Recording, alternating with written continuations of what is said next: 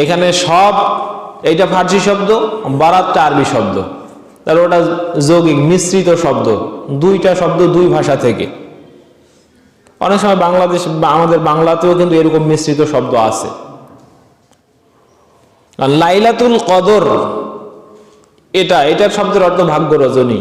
সবই বারাত ওই শব্দটার অর্থ মিশ্রিতভাবে আসে ভাগ্য রজনী। এটা কি ব্যাপার? আবার এই সবে বরাত এই শব্দটার দেখেন কোরআন হাদিসে এরকম কোনো টার্ম নাই সবে বরাত নামে। কোরআন এবং হাদিসে লাইলাতুল কদর আছে। তবে বারাত শব্দের অর্থ আরবিতে আরেকটি অর্থ আছে। বারাত মানে মুক্ত হওয়া, স্বাধীন হওয়া, অথবা ছিন্ন করা, সম্পর্ক ছেদ করা। যদি আমরা এখানে সব শব্দটা বাদ দিয়ে লাইল শব্দটা যোগ করি, লাইলাতুল বারাআত, তখন এটার একটা সুন্দর অর্থ হয়। অর্থ হয় পাপ মুক্ত হওয়ার রাত, অথবা পাপ থেকে সম্পর্ক ছিন্ন করার রাত ইত্যাদি। এই অর্থটা ভালো। এই শবে বরাত এই যে রাতটা, আমি শুরুতেই বলে রাখি, এই সময়টাতে আমল করার চেয়েও বেশি দাবি রাখে কিছু কাজ বর্জন করা। তার কারণ প্রায় 8টি আসার এসেছে, 8টি হাদিস এসেছে ইবনে আবি শায়বার ভিতরে, এছাড়াও ইবনে খুজাইমা, তারপরে মাজমাউজ জাওয়াইদ, এই কিতাবগুলোতে যে হাদিসগুলো মিন করে যে আল্লাহ রাব্বুল আলামিন মানুষকে ওই রাতে ক্ষমা করে দেন, তবে এখানে 8 থেকে 10 শ্রেণীর এমন মানুষ আছে যাদেরকে আল্লাহ ক্ষমা করেন না। আমি ক্রমান্বয়ে কিছু কথা আপনাদের সামনে পেশ করছি। তো আসেন, এই যে শবে বরাত, এটা মানুষ কোন উদ্দেশ্য নিয়ে পালন করে? দেখবেন ওই দিন আতশবাজি জ্বালানো হবে, মসজিদকে ভালোভাবে সজ্জিতকরণ করা হবে, লাল নীল হলুদ কালো বিভিন্ন ধরনের লাইট দিয়ে মসজিদ সাজাবে। একেবারে মাগরিবের পরে পরে জীবনে যে মসজিদে ঢোকে না, ওই একটা ভালো মানের জায়নামাজ নিয়ে মসজিদের আঙ্গিনায় এসে বসবে। 3 ঘন্টা বসে থাকলেও যেন পায়ে কোনো ব্যথা না লাগে, এরকম জায়নামাজ কিনছে তারা ওই রাতের জন্য। দেখুন, যে উদ্দেশ্য নিয়ে মসজিদে তারা আসতেছে, এই উদ্দেশ্যটা কি? উদ্দেশ্য এমন যে সারা বছর কি করি না করি কোনো ব্যাপার না, ওই রাতে আল্লাহর পা ধরে বসে থাকবো, ক্ষমা নিয়েই বাড়িতে যাব। উদ্দেশ্য কিন্তু ভালো। আমি শুরুতেই বলি, আমাদের এলাকায় আগে ওই যে গরু দিয়ে সরিষার তেল মারাইয়া তেলিরা বাজারে তেল বেচত, আপনাদের এলাকায় ছিল না? তাই তেলের স্বভাব ছিল, আমরা ছোট মানুষ যাইতাম, আমার আব্বা তেল কিনে তো পরে উনি 100 টাকা দিয়া আর একটু ফাও দেয়, আর ফাও যে দেয়, তা আমি যদি বুঝে থাকি, তা আমি একদিন যে তেলিক বলি যে চাচা আজকে তো তেল নেব না, আজকে ফাওটা দেন। তা কি বলবে? তুই তো পাগল, তোর বাপ পাগল, তোর 14 গোষ্ঠী পাগল। কেন কেন পাগল? আপনি তো প্রতিদিন তেল দেন, ফাও দেন। বলছে আরে বেটা, ফাও আজকে দেয়া যাবে না, আজকে তুই তেলে নিবি না, তা ফাও দিব কেন? কথা মনে হয় বুঝেন নাই? ওই রাতগুলো হচ্ছে আল্লাহর ফাও দেওয়ার রাত, মানে আল্লাহ ওই রাতগুলোতে মানুষকে দেবেন। তো কাকে দেবেন? যে নিয়মিত গ্রাহক তাকে দেবেন, না জীবনে যে আল্লাহর মাল কেনে না তাকে দেবেন? কাকে দেবেন বলেন তো? হ্যাঁ, বাস, তাহলে ওয়াজ শেষ। এখনই যদি নামাজ শুরু হইতো, আমরা নামাজ পড়ে চলে যাইতাম। আসেন, আর এই যে উদ্দেশ্য নিয়ে মসজিদে আসছে, এখানে 4টা পরিধানযোগ্য উদ্দেশ্য থাকে। এক, ওই যে ভুড়িয়া বড় বড় পেটওয়ালা হুজুররা আল্লাহর কসম করে বলতেছে, এই জানো আমি অমুক অমুক অমুক অমুক তাফসিরে দেখছি এই রাতে কোরআন নাজিল হয়। এই রাতে পৃথিবীর জমিনে কোরআন আসছে বিশ্বনবী মুহাম্মদ সাল্লাল্লাহু আলাইহি ওয়াসাল্লামের উপরে, তাই এই রাতটা খুব গুরুত্বপূর্ণ। 2, এই রাতে ভাগ্য নির্ধারণ হয়। আল্লাহ ভাগ্য নির্ধারণ করছে, এই রাতে তোমার কাছে বন্টন করে দেয়া হবে। সুতরাং সারা বছর কি করেন করো, এই রাতে আল্লাহর সামনে ঘুরপাক না খাইলে পরে আল্লাহ যদি তোমার ভুলে যায়, নাউজুবিল্লাহ বলেন না, আল্লাহ কি কাউকে ভুলে যায়? সম্মানিত ভাইয়েরা, তারপরে বিশেষ উদ্দেশ্য, এই রাতেই কেবল মানুষকে ক্ষমা করে দেয়া হয়। 4 নম্বর উদ্দেশ্য, পৃথিবীর শুরু থেকে নিয়ে এই পর্যন্ত যত মানুষ মারা গেছে, এই 14 শাবান রাতে আল্লাহ তাআলা সব মানুষগুলোকে ইল্লিন এবং সিজ্জিন থেকে মুক্ত করে দেবেন। সব পৃথিবীর জমিনে এসে তাদের নিজ নিজ বাড়িতে অবস্থান করবে। বলেন না নাউজুবিল্লাহ। এই জন্য দেখবেন কিছু কিছু গ্রামে আবার মহিলা মানুষেরা ওই দিন ঘর বাড়ি সুন্দর পরিপাটি করে সাজায়। গ্রামে আছে এই সমস্ত রেওয়াজ, সাজায় যে তার বর আজকে আসবে জান্নাত থেকে, আসে যদি একটু ভালোভাবে না দেখে তাহলে আখিরাতে মহব্বত বাড়বে কি করে। এই সমস্ত উদ্দেশ্য নিয়ে শবে বরাত পালিত হয়। তো এইটাকে যদি আমরা গৌণ উদ্দেশ্য ধরি, মুখ্য উদ্দেশ্য 3টা। ওরা বিশ্বাস করে বসে আছে কোরআন নাজিল হয়েছে এই রাতে, ওরা বিশ্বাস করে বসে আছে যে এই রাতে মানুষের ভাগ্য লিখিত হয়, ওরা বিশ্বাস করে বসে আছে এই রাতেই কেবল মানুষকে ক্ষমা করে দেয়া হয়। এই 3টা উদ্দেশ্যের একটি অপনোদন করা দরকার। আসেন দেখি, আপনি জানতে চান কোরআন নাজিল হয়েছে কখন? আসেন, আল্লাহ রাব্বুল আলামিন বলছেন সূরা দুখান আয়াত নম্বর 3 এবং 4, ইন্না আনজালনাহু ফি লাইলাতিন মুবারাকাতিন ইন্না কুন্না মুনজিরিন। সূরা দুখানের ভিতরে 3 নম্বর আয়াতে আল্লাহ বললেন ইন্না আনজালনাহু, হু এখানে জমিটা হলো আল কোরআন। ইন্না আনজালনাল কোরআনা, আমি কোরআন নাজিল করেছি, হে বিশ্ব মানবতা জেনে রাখো, আমি কোরআন নাজিল করেছি ফি লাইলাতিন মুবারাকাতিন, একটা বরকতপূর্ণ রজনীতে। ইন্না কুন্না মুনজিরিন, জেনে রাখো আমি সতর্ককারী। ফিহা ইউফরাকু কুল্লু আমরিন হাকিম, ওই রাতটা এত বেশি বরকতপূর্ণ যে ওই রাতে আল্লাহ তাআলা প্রত্যেক মহত্বপূর্ণ কাজগুলোকে বন্টন করে থাকেন, ভাগ করে দেন। সুবহানাল্লাহ বিহামদিহি। আর এই তাফসীর, এই আয়াতের তাফসীর পড়ে অনেক মানুষ বুঝে ফেলেছে যে এটা 14 শাবান, অথচ এই আয়াতটার তাফসীর আল্লাহ রাব্বুল আলামিন নিজে কোরআনে হাকিমের ভিতরে করেছেন। বলেন না সুবহানাল্লাহ বিহামদিহি। আসেন, এই আয়াতের ব্যাপারে যারা বলল যে আল্লাহ রাব্বুল আলামিন কোরআন নাজিল করেছেন লাইলাতুন নিসফি মিন শাবান, মানে 14 শাবানের 14 তারিখ রাতে, তাদের ব্যাপারে ইবনুল কাইয়িম আল জাওজি রাহমাহুল্লাহ, জগৎ বিখ্যাত আলেম, ইমাম ইবনে তাইমিয়ার যোগ্য শাগরেদ ছাত্র ইবনুল কাইয়িম আল জাওজি ইলামুল মুওয়াক্কিন নামক বিখ্যাত কিতাব, মাদারিজুস সালিকিন নামক বিখ্যাত কিতাব যিনি লিখে গেছেন, যেটা আজও মুসলিম সমাজে দ্বীনের বাতিঘর হিসেবে পরিচিত। তিনি বলছেন ওয়া হাযিহি হিয়াল লাইলা লাইলাতুল কদর কিতান, অকাট্য দলিলের ভিত্তিতে এই লাইলাতে মুবারাকা মানে হলো লাইলাতুল কদর। কে বলছেন? ইমাম ইবনুল কাইয়িম আল জাওজি রাহমাহুল্লাহ। তিনি বলছেন যে এটা অকাট্য দলিলের ভিত্তিতে আল্লাহ তাআলা এখানে যে লাইলাতে মুবারাকা বলছেন, এই লাইলাতে মুবারাকা হলো লাইলাতুল কদর। এবং তিনি বলছেন এই কথা যে কামা ক্বাল আল্লাহ সুবহানাহু ওয়া তাআলা ইন্না আনজালনাহু ফি লাইলাতিল কদর। সূরা কদর মুখস্থ আছে না?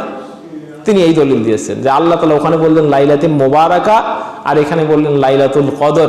লাইলাতুল মুবারাকা এবং লাইলাতুল কদর কিলাহুমা মুসাওয়াতুন ফিল কোরআন, কোরআনে কারীমের ভিতরে দুটাই সমান অর্থবোধক। বলেন সুবহানাল্লাহি ওয়া বিহামদিহি। ইশারাতান আল্লাহ রাব্বুল আলামিন দুটাকে সমান বলেছেন। এবার এই যে ইন্না আনজালনাহু ফি লাইলাতিল কদর আর ইন্না আনজালনাহু ফি লাইলাতিন মুবারাকা, এই যে আনজালনাহু, এখানেও আনজালনাহু ওখানেও আনজালনাহু, দুই হুর মাজ্জা হলো কোরআন। তাহলে আল্লাহ বলছেন আমি বরকতপূর্ণ একটা রজনীতে কোরআন নাজিল করেছি। কদরে আল্লাহ বললেন আমি কোরআন নাজিল করেছি লাইলাতুল কদরে। এবার যদি আল্লাহকে প্রশ্ন করেন, আল্লাহ বুঝলাম লাইলাতুল মুবারাকা মানে লাইলাতুল কদর, তো এই রাতটা আছে কোথায়? এবার আসেন সূরা বাকারা 185 নম্বর আয়াত, আল্লাহ রাব্বুল আলামিন বলছেন শাহরু রমাদান আল্লাযী উনজিলা ফীহিল কুরআন হুদাল লিন-নাসি ওয়া বায়্যিনাতিন মিনাল হুদা ওয়াল ফুরকান। আল্লাহু আকবার। রমজান মাস তো এমন একটা মাস যে মাসে আল্লাহ তাআলা কোরআন নাজিল করেছেন। আচ্ছা বলেন, আল্লাহ কোন কথা কি জন্য বলেছেন সেই তাফসীর যদি আল্লাহ নিজেই করে দেন, পৃথিবীর কারো কথা শোনার দরকার আছে? তা ও যত বড় পেটওয়ালা হোক আর যত বড় দাড়িওয়ালা হোক, যত বড় জুব্বাওয়ালা হোক, টুপিওয়ালা হোক, ও যদি আমাকে সারাদিন এটা বুঝায় এই না লাইলাতুল কদর না লাইলাতুল মুবারাকা মানে ওই নিসফে মিন শাবান, ওই রাতে আল্লাহ কোরআন নাজিল করছে, আপনার আমার বিবেক যদি ঠিক থাকে আল্লাহর ফতোয়া বাদ দিয়ে ওর ফতোয়া মানবো? তাহলে এইখানে আর বেশি কথা বলার আমার দরকার নাই। যে আল্লাহ কোরআন নাজিল করেছে লাইলাতুল মুবারাকা, যেটার অপর নাম হচ্ছে লাইলাতুল কদর, ভাগ্য রজনী, আর এইটা আছে ফি শাহরে রমাদান, রমজান মাসের ভিতরে। সুবহানাল্লাহি ওয়া বিহামদিহি। তাহলে যে উদ্দেশ্য নিয়ে ওই দিন মসজিদ ঢুকছেন যে আল্লাহ তাআলা এই রাতে কোরআন নাজিল করছে, এক নম্বর উদ্দেশ্য ব্যাহত হলো। এক নম্বর উদ্দেশ্য কাট। দ্বিতীয়, এবার আসেন এই রাতে ভাগ্য লিখিত হয়। দ্বিতীয় উদ্দেশ্য, তারা মনে করে সারা বছর আল্লাহর আনাসে কানাসে কোন আল্লাহর অন্তরালে ঘুরছি, আজকে অন্তত আল্লাহর চোখের সামনে থাকাই লাগবে, এই জন্য মসজিদকে বাঁচি নিছে। আজ আল্লাহর চোখের সামনেই থাকবো, আল্লাহ যেন আমার জন্য সবচেয়ে বড় বরাদ্দটা দেয়, এই জন্য মনে করছে যে আজকে ভাগ্য নির্ধারণ হবে। অথচ সহিহ মুসলিম এর ভিতরে হাদিস আসছে, সহিহ মুসলিমের 2653 নম্বর হাদিস। এছাড়াও মিশকাতুল মাসাবি কিতাবুল ঈমান বাবু ঈমান বিল কদর ফসলুল আউয়ালে হাদিস এসেছে। হযরতে আব্দুল্লাহ বিন আমর ইবনে আল-আস রাদিয়াল্লাহু তাআলা আনহু তিনি বলছেন, সামিতু রাসূলুল্লাহ সাল্লাল্লাহু আলাইহি ওয়াসাল্লাম ইয়াকুল, আমি আল্লাহর রাসূল সাল্লাল্লাহু আলাইহি ওয়াসাল্লামকে বলতে শুনেছি, ইন্নাল্লাহা কাতাবা মাকাদিরাল খালাইকা, হে আমার উম্মত জেনে রাখো আল্লাহ রাব্বুল আলামিন সমস্ত সৃষ্টির ভাগ্য লিখে রেখেছেন। সমস্ত সৃষ্টির ভাগ্য লিখে রেখেছেন। আল্লাহ নবী কিন্তু বলেন না ইন্নাল্লাহা ইয়াকতুবু মাকাদিরাল খালাইকা, আল্লাহ সমস্ত সৃষ্টির ভাগ্য লিখে রাখবেন, এটা বলেন নাই। আল্লাহ রাসূল সাল্লাল্লাহু আলাইহি ওয়াসাল্লাম বলছেন কাতাবাল্লাহু মাকাদিরাল খালাইকা, এটা মাজি মানে অতীত। আল্লাহ অতীতেই সমস্ত মানুষের ভাগ্য, সমস্ত সৃষ্টি জগতের ভাগ্য, শুধু মানুষ কেন, একটা পিপিলিকা পৃথিবীর জমিনে কতদিন বেঁচে থাকবে সেটা পর্যন্ত, কি খাবে, কোথায় খাবে, কিভাবে খাবে, সবটাই ধরন রকম দিন ক্ষণ টাইম মেনশন করে, সবগুলোই বিস্তারিত আল্লাহ রাব্বুল আলামিন লিখে রেখেছেন। বলেন না সুবহানাল্লাহি ওয়া বিহামদিহি। কখন লিখেছেন? ক্বাবলা আন ইয়াখলুকাস সামাওয়াতি ওয়াল আরদ, আসমান এবং জমিন সৃষ্টির পূর্বে, বে 50 আলফা সানাতেন, 50,000 বছর পূর্বে। আসমান জমিন সৃষ্টির 50,000 বছর পূর্বে আল্লাহ রাব্বুল আলামিন সমস্ত সৃষ্টির ভাগ্য লিখে রেখেছেন। সৃষ্টি বলতে আপনি কি বোঝেন? ওই যে বাঁশ ঘাস এগুলো আল্লাহর সৃষ্টি না? গভীর সমুদ্রের নীল তিমি ওটাও যেমন আল্লাহর সৃষ্টি, জল ভাগের কালো হস্তি সেটাও আল্লাহ, স্থল ভাগের কালো হস্তি সেটাও আল্লাহর সৃষ্টি, মানুষ আল্লাহর সৃষ্টি। এখানে বিবেচ্য বিষয় আল্লাহ যে আলিমুল গায়ুব, আল্লাহ যে আল্লামুল গায়ুব, আল্লাহ যে সবচেয়ে বেশি জানেন, আল্লাহ যে গায়েব সম্পর্কে পূর্ণ ওয়াকিবহাল। যখন পৃথিবী সৃষ্টি হয় নাই, আপনি কি মনে করছেন পৃথিবী সৃষ্টি নাই হইতেই ওই সমুদ্রের বড় তিমিটা আল্লাহ সৃষ্টি করছে? তখনও আল্লাহ তিমিটাকে সৃষ্টি করেন, এখনো পৃথিবীতে সৃষ্টি হয় নাই। আল্লাহ তখনই জানতেন কতটা তিমি মাছ সমুদ্রের মধ্যে তিনি পাঠাবেন। সুবহানাল্লাহ। আল্লাহ তখনই জানতেন এই পৃথিবীর জমিনে কতগুলো মানুষ তিনি পাঠাবেন। এই কারণে আল্লাহ রাব্বুল আলামিন সবটার ভাগ্য পুঙ্খানুপুঙ্খরূপে লিখে রেখেছেন। একথা রাব্বুল আলামিন আল্লাহ সুবহানাহু ওয়া তাআলা লিপিবদ্ধ করেছেন সূরা কামারের 51 থেকে 52 থেকে 53 নম্বর আয়াতে, ওয়া কুল্লু শাইইন ফাআলুহু ফিজ জুবুর ওয়া কুল্লু সাগীরিন ওয়া কাবীরিন মুস্তাতারুন। আল্লাহর এমন একটা অদৃশ্য লিপিকা আছে যে লিপিকার ভিতরে আল্লাহ রাব্বুল আলামিন পূর্ণ বর্ণনা দিয়া, ছোট হোক কিংবা বড় হোক, সবটারে পূর্ণ বর্ণনা ওই কিতাবের ভিতরে আল্লাহ তাআলা লিখে রেখেছেন। সুবহানাল্লাহি ওয়া বিহামদিহি। তাহলে শুধুমাত্র লাইলাতুল নিসফে মিন শাবানে ওই রাতে ভাগ্যে লিখিত হবে, এই কথা বিশ্বাস করলে সহিহ মুসলিমের এই হাদিস অস্বীকার করা হয়। আল্লাহ রাব্বুল আলামিনের কোরআনের এই যে সূরা কামার যে বললাম, এই 52 এবং 53 নম্বর আয়াতকে অস্বীকার করা হয়। আরো ভালো বুঝবেন, আবু হুরায়রা রাদিয়াল্লাহু তাআলা আনহু এই হাদিসকে মিশকাতুল মাসাবি কিতাবুল ঈমান বাবু ঈমান বিল কদর, বাবু ঈমান বিল কদর এই অধ্যায়ে ফসলুল আউয়ালে হাদিস হয়েছে সহিহ মুসলিম এবং সহিহ বুখারীর riwayate হাদিস। আবু হুরায়রা রাদিয়াল্লাহু তাআলা তিনি আল্লাহর রাসূল সাল্লাল্লাহু আলাইহি ওয়াসাল্লামকে এসে বলছেন, ইয়া রাসূলুল্লাহ ইন্নী রাজুলুন শাবুন ওয়া ইন্নী খাশীতুল আনাতা। আল্লাহর নবী, আমি তো যুবক মানুষ, আমি আমার চরিত্রের ব্যাপারে ভয় পাই। ওয়া লাইসা লি শাইউন আতাজাওয়াজুন নিসা, আমার এমন কিছুই নাই যে আমি একটা বিবাহ করব। আল্লাহর নবী, আমি যুবক মানুষ, আমার চরিত্রের পদস্খলনের জন্য আমি ভয় পাই, আমার কিছুই নাই, বিবাহ করব কিভাবে? কান্নাহু ইস্তাজানা লাহু বিল ইখতিসা, আল্লাহর নবীর কাছে তিনি যেন খাসি হওয়ার অনুমতি চাইছেন। বললেন, ইয়া রাসূলুল্লাহ একটু অনুমতি দেন। আল্লাহ নবী ঘুরে বসলেন, সামনে গিয়ে আবার বলেন, ইয়া রাসূলুল্লাহ যুবক মানুষ, চরিত্র নষ্ট হয়ে যাইতে পারে, বিবাহ করার কোনো উপায় নাই, আল্লাহ নবী একটু অনুমতি দেন, আমি খাসি হয়ে যাইতে চাই। আল্লাহ নবী ও পাশে ঘুরে বসে তিনবার ঘুরে বসার পরে চতুর্থবার যখন বলছি, ইয়া রাসূলুল্লাহ দেন অনুমতি দয়া করে, আল্লাহ নবী বলছেন, আবু হুরায়রা জিফুল কালাম বিমা আনতা লাইকিন ইখতাসি আও জারহু।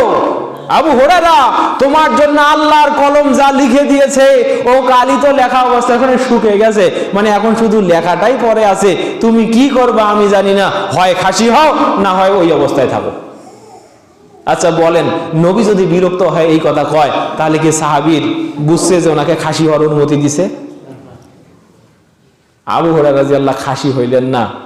জীবনী পড়ে দেখেছি, পরবর্তীতে তিনি বিবাহ করছেন, 12 জন সন্তান, 12টা স্বর্ণের খনি। বলেন না সুবহানাল্লাহি ওয়া বিহামদিহি। পড়ে দেখেন আবু হুরায়রার জীবনী। তো আল্লাহর নবী বললেন, তোমার ভাগ্য লিখিত হয়েছে, আমি নবী এখন কিছু বললে তোমার ভাগ্য খণ্ডিবে এমনটা নয়, তোমার ভাগ্য লিখিত হয়ে গেছে। তোমার সৃষ্টির আগে, দুনিয়া সৃষ্টি তারও 50,000 বছর আগে তোমার ভাগ্য আল্লাহ লিখেছেন। বলেন না সুবহানাল্লাহি ওয়া বিহামদিহি। সুতরাং যে যাই বলে বলুক, ওই রাতেই ভাগ্য নির্ধারণ হবে, এই কথাটা মিথ্যা। এই কথাটা কি? মিথ্যা। আরো দলিল লাগবে সম্মানিত ভাইরা? তাহলে প্রথম নম্বর উদ্দেশ্য, কোরআন নাজিল হয়েছে ওই মাসে, ওই কারণে মসজিদে যাই, উদ্দেশ্য ব্যাহত। দ্বিতীয় নম্বর, লাইলাতুল শবে বরাত পালন করার উদ্দেশ্য হলো এই রাতে ভাগ্য লিখিত হয়। 3, 5, 4টা দলিল দিয়ে আমি বুঝাই দিলাম এই রাতে ভাগ্য লিখিত হয় না, বরং ওরকম কোনো কথাই নেই। বরং ভাগ্য মানুষের লিখিত হয়েছে কখন?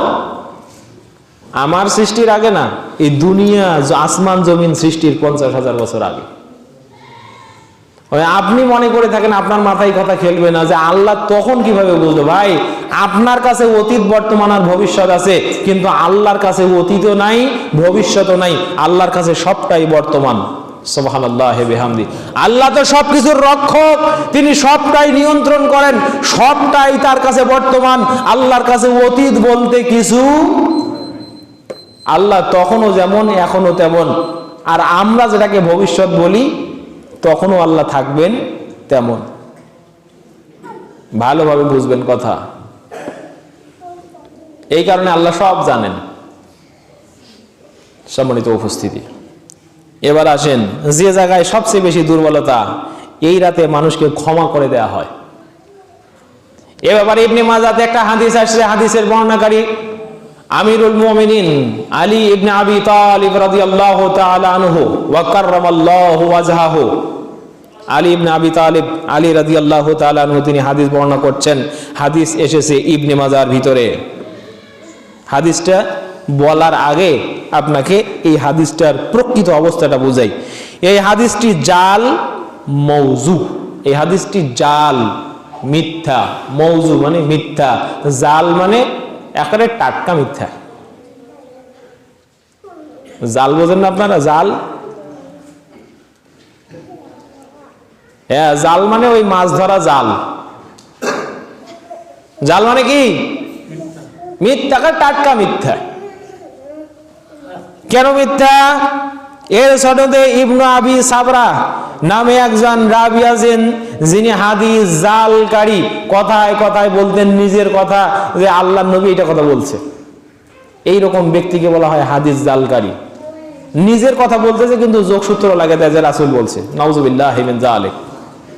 এখন হাদিসটা শোনেন। আলী রাদিয়াল্লাহু তাআলা আনহু, আলী রাদিয়াল্লাহু তো সাহাবী, কিন্তু এনার পরবর্তীতে এই যে ইবনু আবি সাবরা নামক যে লোকটা আছে, ইনি আলী রাদিয়াল্লাহকে কোটেশন দিয়ে রাসূলের সাথে এই কথা লাগিয়ে দিয়েছেন, মিথ্যা কথা, যে হাদিস সরাসরি বুখারী এবং মুসলিমের হাদিসের বিরুদ্ধ। হাদিসটার ভিতরে আছে কি? ইজা কানাত লাইলাতুন নিসফি মিন শাবান, যখন লাইলাতুন নিসফি মিন শাবান আসে, মানে শাবান মাসের 14 তারিখ রাত আসে, তখন রাসূল সাল্লাল্লাহু আলাইহি বলছেন যে কুমু লাইলাহা ওয়া সুমু নাহারাহা, তোমরা ওই রাত জাগো, দিনের বেলা সিয়াম পালন করো। ফা ইন্নাল্লাহা ইয়ানজিলু ফিহা লিগুরুবিশ শামসি ইলা সামাঈদ দুনিয়া, কেননা ওই রাতে সূর্য ডুবার পরে পরে আল্লাহ তাআলা দুনিয়ার আসমানে আসে। আসার পরে বলতে থাকেন আলা মান মুস্তাগফিরিন লি ফাগফির লাহ, কে আসো তোমাদের ভিতরে যারা আমার কাছে ক্ষমা চাইবা, তোমরা ক্ষমা চাও, আমি তোমাদেরকে ক্ষমা করে দেব। থাকেন। আমি তো ওই জন্য হাদিসের হুকুমটা আগে বলছি, কথা বোঝেন না? এই হাদিস বলছে যে ওই রাতে কেবল আল্লাহ রাব্বুল আলামিন পৃথিবীর আসমানে আসেন, কেবল ওই রাতে। ইজা কানাত লাইলাতুন নিসফি মিন শাবান ইয়ানজিলু রাব্বুনা তাবারাকা ওয়া তাআলা ইলা সামাঈদ দুনিয়া, দুনিয়ার আসমানে ওই রাতে কেবল আল্লাহ তাআলা আসে। এসে আল্লাহ তাআলা ডাক দিয়ে থাকেন আলা মান মুস্তাগফিরিন লি ফাগফির লাহ, কে আছো তোমরা আমার কাছে ক্ষমা চাইবে, আমি তোমাদেরকে ক্ষমা করে দিব। আলা মান মুস্তারজিকিন লি ফারজুকা লাহ, কে আছো তোমরা আমার কাছে রিজিক চাইবে, আমি তোমার কাছে রিজিক দিয়ে দেব। এইভাবে চলতেই থাকে হাত্তা তাতলু আশ-শামসা, যতক্ষণ পর্যন্ত পরের দিনে সূর্য উদিত না হয়। এই হাদিস পায়া হুজুররা একটুকু দেখলো না হাদিসটা ঠিক না বেঠিক, ও সমানে প্রচার করতে আছে, আর সুবহানাল্লাহ পড়তে পড়তে মুখের ফেপনা তুলে দিল। এই যে হাদিসটা, এই হাদিস সরাসরি মুসলিম এবং বুখারী দুই কিতাবে হাদিস এসেছে এই হাদিসের বিরুদ্ধ। ওই হাদিসে এক রাত্রিকে খাস করা হয়েছে, কিন্তু বুখারী মুসলিমে যে হাদিসটি এসেছে, এই হাদিসের ভিতরে আল্লাহ তাআলা বৎসরের তামাম রাতগুলোকে ওই রকম বরকতময় রাত বলে রাসূলের মাধ্যমে ঘোষণা দিয়েছেন। বলেন সুবহানাল্লাহ। কোথায় পাবেন হাদিসটি? সহিহ মুসলিম 758 নম্বর হাদিস, সহিহ বুখারী 1145 নম্বর হাদিস। এছাড়াও হাদিসটি পাবেন মিশকাতুল মাসাবি কিতাবুস সালাত বাবু তাহরিজ আলা কিয়ামিল লাইল, রাতের নামাজে উৎসাহ দান প্রসঙ্গে একখানা অধ্যায় এসেছে, বাব এসেছে। এই বাবের ফসলুল আউয়ালে হাদিস এসেছে। হাদিস বর্ণনা করেছেন হযরত আবু হুরায়রা রাদিয়াল্লাহু তাআলা আনহু। قال رسول الله صلى الله عليه وسلم, আল্লাহর রাসূল সাল্লাল্লাহু আলাইহি ওয়াসাল্লাম বলছেন, ইয়ানজিলু রাব্বুনা তাবারাকা ওয়া তাআলা কুল্লা লাইলাতিন ইলা সামাঈদ দুনিয়া হিনা ইয়াবকা সুলুসুল লাইলিল আখির। বলেন আল্লাহু আকবার। আল্লাহ রাব্বুল আলামিন বছরের প্রত্যেকটা দিন, বছরের প্রত্যেকটা রাত, 365 দিন, 365 রাত, এই 365টা রাতেই যখন রাতের শেষের 1/3 বাকি হয়, মানে 12টার পর থেকে নিয়ে পরের অংশে আল্লাহ রাব্বুল আলামিন প্রত্যেকটা রাতে দুনিয়ার আসমানে আসেন, মানে বান্দার নিকটবর্তী হন। সুবহানাল্লাহি বিহামদি। এরপরে আল্লাহ ডাকতে থাকেন, আলা মান মুস্তাগফিরিন ফাগফির আল্লাহ, কে আসরে আমার বান্দারা, ওঠো, বিছানা ছেড়ে উঠো, তাহাজ্জুদে দাঁড়াও, আমার কাছে ক্ষমা চাও, আমি আল্লাহ তোমাকে ক্ষমা করে দেব। ওঠো, কে আছে তোমরা আমার কাছে কিছু চাইবে, ফাউতিয়াহু, আমি তাকে দিয়ে দেব। ওঠো, কে আছো আমার কাছে তোমার জীবনের হাজত সম্পর্কে বলবে, ফাউতিয়ান্নাহু, আমি তোমার জীবনের হাজত পূর্ণ করে দেব। আচ্ছা বলেন, আল্লাহ যদি প্রতিদিনই দেয়, আপনি প্রতিদিন না নিয়ে শুধু একদিন চান, কেমন হইল? কম পাইবেন না বেশি পাইবেন? না, বুঝেন নাই? বলে হুজুর আল্লাহ তো একেবারে যদি এক আঞ্জলি পরিমাণ দেয় সেইটাই নিবার পাবো না, ওই জন্য এক রাতেই চাই। সুলাইমান আলাইহিস সালাতু ওয়াস সালাম গোটা দুনিয়ার বাদশা, গোসল করবার লাগছে আর আল্লাহ তাআলা স্বর্ণের বৃষ্টি বর্ষণ করতেছে। সুবহানাল্লাহ বলে। সুলাইমান আলাইহিস সালাম কাপড়টা ছেড়ে দিয়ে কোনো মতে শরীরটা ঢেকে স্বর্ণের টুকরাগুলো, ছোট্ট টুকরাগুলো জমিন থেকে কুড়ায়। আল্লাহ তাআলা ডাক দিয়ে বলেন, সুলাইমান, আমি তো তোমাকে গোটা দুনিয়ার বাদশা বানিয়ে দিয়েছি, আর কি চাও? এতটুকু স্বর্ণ তোমার কাছে, হ্যাঁ তুমি আর হারাইতে চাও না? ঘটনা কি? তো বলছে, আল্লাহ আমি তোমার বান্দা আর তুমি হলেন রব, তুমি দিতে পারো। আল্লাহ এটা নিচ্ছি এই কারণে যে এটা আমি নেব আর তোমার শুকরিয়া করব। আলাম আকুন আবদান শাকুরা, ও রব আমি এগুলো নেব আর তোমার শুকরিয়াকারী বান্দা হব। আল্লাহর রহমত থেকে কখনোই নিরাশ হবেন না। ওই ভুড়িয়া হুজুর আপনাকে একদিনে মসজিদে ঢুকাতে চায়, আর আমরা সারাটা বছর আপনাকে মসজিদে চাই। এই জন্য বেশি ফজিলতের ওয়াজ করি না। বেশি ফজিলত করা ভালো না। শর্টকাটে জান্নাতের রাস্তা খোঁজা মানে এটা আর একটা গোমরাহি। শর্টকাটে জান্নাতে যাইতে চান, এটা গোমরাহির রাস্তা, মনে রাখবেন। ঠিক একই দিনে যেমন মানুষ মুত্তাকি হইতে পারে না, ওই জন্যে ইল্লা মাশা আল্লাহ, আল্লাহ যদি না চান একই দিনে কেউ আল্লাহর প্রিয় পাত্র হইতে পারবেন না। আর তাছাড়া হাদিসটা তো ভুল, ওটার উপরে আমলে করা যায় না। আপনি কি জন্য করবেন? ওই হাদিসটা ভুল, বরং এই হাদিসটা সহি। বুখারী মুসলিম দুই কিতাবে আসছে। আমি হাদিসের নম্বর দিলাম, মিশকাতের রেফারেন্স দিলাম। এই হাদিস বলছে, ওই হাদিসে যে সমান তিনটা ডাক, আল্লাহ একই ডাক এই হাদিসের ভিতরেও এসেছে, এবং এই হাদিসে বছরের প্রত্যেকটা রাত্রিকে সমানভাবে আল্লাহ তাআলা রাসূল সাল্লাল্লাহু আলাইহি ওয়াসাল্লাম মেনশন করেছেন। প্রত্যেকটা রাতে আল্লাহ তাআলা প্রথম আসমানে আসেন এবং আপনার আমার ডাক শোনার জন্য আল্লাহ তাআলা আপনাকে ডাকছেন, আমার বান্দা তুমি চাও আমি তোমাকে দেব। সুবহানাল্লাহি ওয়া বিহামদিহি। এখন এই হচ্ছে উদ্দেশ্য। তা আমি এতক্ষণ পর্যন্ত এই তিনটা উদ্দেশ্যে কথা বললাম। কোরআন নাজিল এই রাতে হয় নাই, কোরআন নাজিল হয়েছে কদরের রাতে। এই রাতে মানুষের ভাগ্য লিখিত হয় না, বরং ভাগ্য লিখিত হয়েছে মানুষ সৃষ্টির, দুনিয়া সৃষ্টির 50,000 বছর আগে। এই রাতেই কেবল মানুষকে ক্ষমা করা হয় না, বরং মানুষকে ক্ষমা করা হয় বছরের প্রত্যেকটা রাতে। ঠিক না? বুঝেছেন না? এবার আপনার কাছে প্রশ্ন, লাইলাতুন নিসফে মিন শাবান বছরের 365 রাতের একটা রাত, তাই না? হয় কি না? তার মানে ওই রাতেও তো আল্লাহ মানুষকে ক্ষমা করেন। আজকের রাতে যেমন ক্ষমা করবেন, কালকের রাতে যেমন ক্ষমা করছেন, পরশুদিন রাতে আল্লাহ তাআলা যেমন মানুষকে ক্ষমা করবেন, লাইলাতুন নিসফে মিন শাবান মানে শাবানের 14 তারিখ দিবাগত রাতেও আল্লাহ তেমন মানুষকে ক্ষমা করবেন। এ ব্যাপারে কোনো সন্দেহ নাই। তবে বছরের 364টা রাতকে মাহরুম করি, এক রাতে তাহাজ্জুদ পড়ি, এইটা ধিষ্টামি ছাড়া আর কিছু নয়। আপনি, হ্যাঁ আপনাকে একটা বুদ্ধি দেই, এই রাতেরও একটা গুরুত্ব আছে। কিন্তু লাইলাতুন নিসফে মিন শাবানের সবচেয়ে বড় ভিত্তি এই হাদিসটা আসছে ইবনে মাজাহ 1390, এছাড়াও মিশকাতে 1306। ওয়াকাল আল্লামা আলবানী রাহিমাহুল্লাহ হাযা হাদিসুন সহিহুন বিলা রাইবিন। আল্লামা আলবানী তিনি বলছেন যে হাদিসটি কোনো সন্দেহ ছাড়াই সহিহ।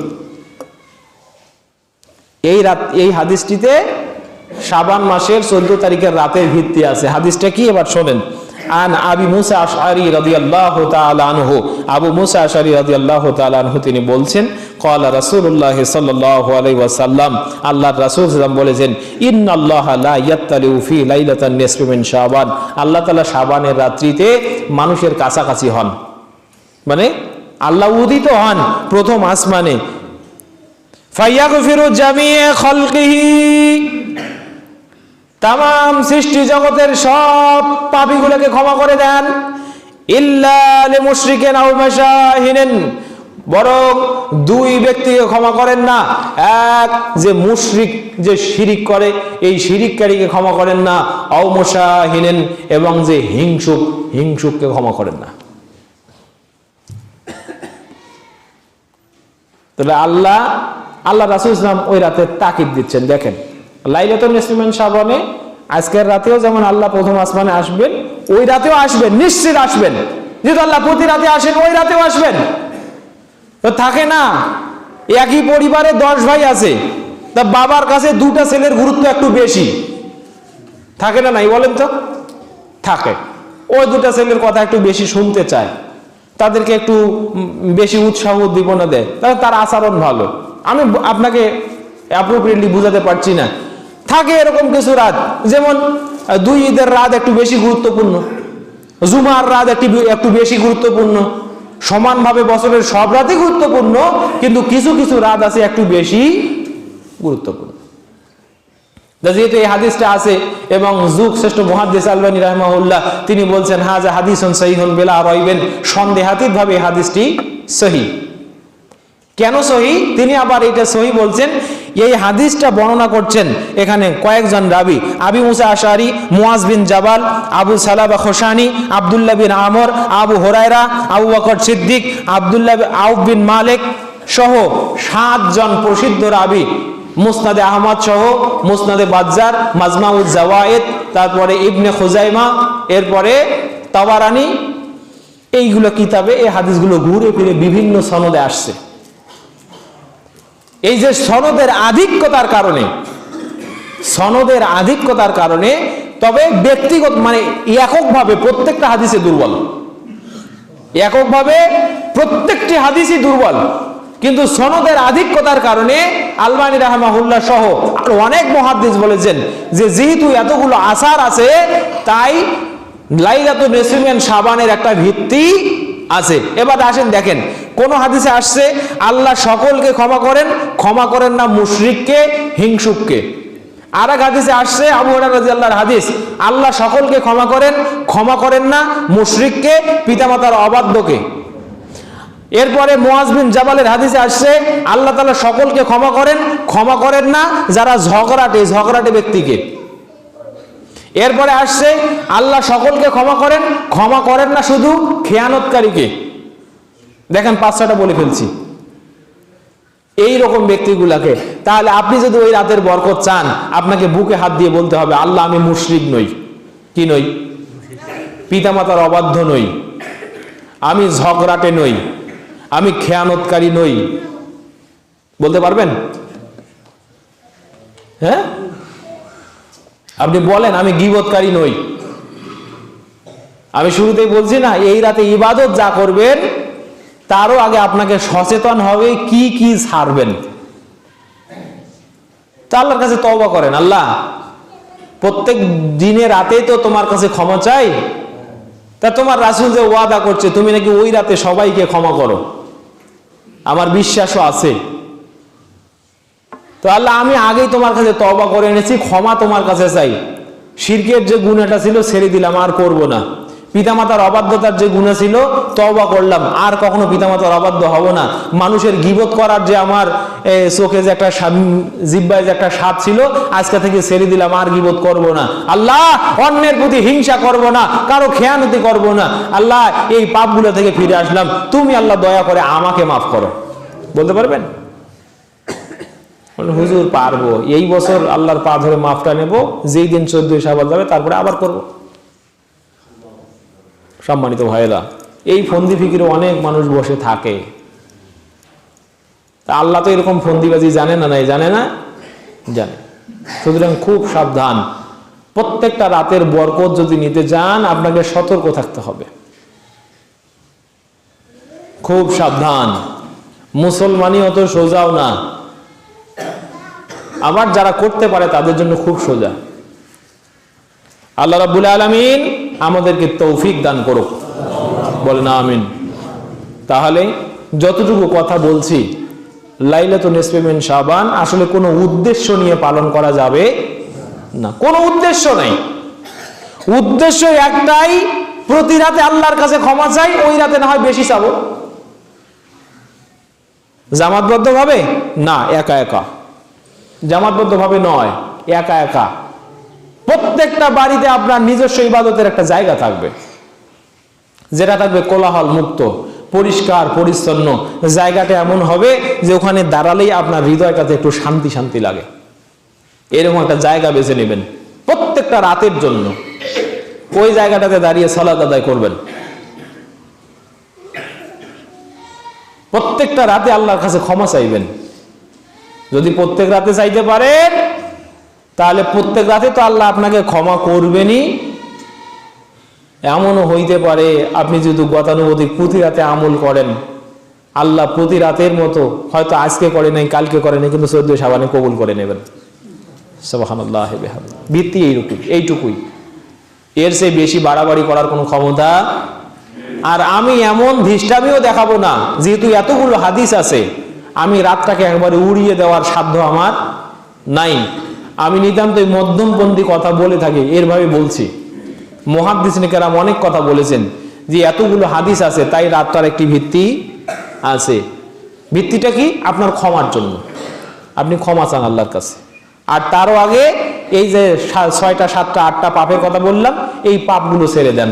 যদি পাপগুলো ছেড়ে আল্লাহর কাছে ক্ষমা চাইতে পারেন, আমরা আশা করছি, দোয়াও করছি, আল্লাহ তাআলা আপনাকে ক্ষমা করে দিক, আমাকে ক্ষমা করে দিক, আমাদের ভুল ভ্রান্তি মাফ করে দেন। এবং আমরা ওয়াদাও করছি, আল্লাহ আমরা এই পাপগুলো ভবিষ্যৎ জীবনে আর কখনো